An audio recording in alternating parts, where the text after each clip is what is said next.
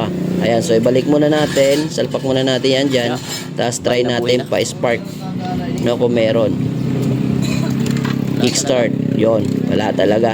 Okay, so verify natin, kailangan natin magpalit ng ignition coil. So meron po tayo ditong Apido na ignition coil, no. So ito lang kasi yung available na maikakabit natin sa ngayon. Okay, so ito ikakabit natin sa ating tropa. Titignan natin kung may kuryente nga ba pag naikabit natin to o wala. Alright, so ikakabit muna natin. So medyo maganda yung pagka-packaging nito. Ayan, no, mga idol, oh.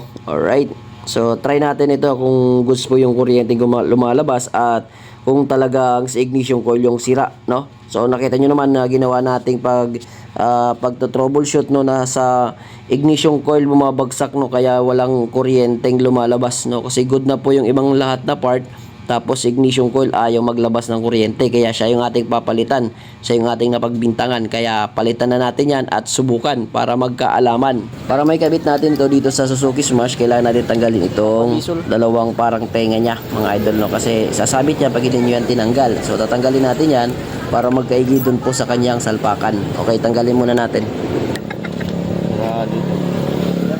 Yeah. Okay. Nganit yun up, overhaul. Let's try. Shell, banyak. Ay, pabanyakan. Open na nito, susi. Open. Open.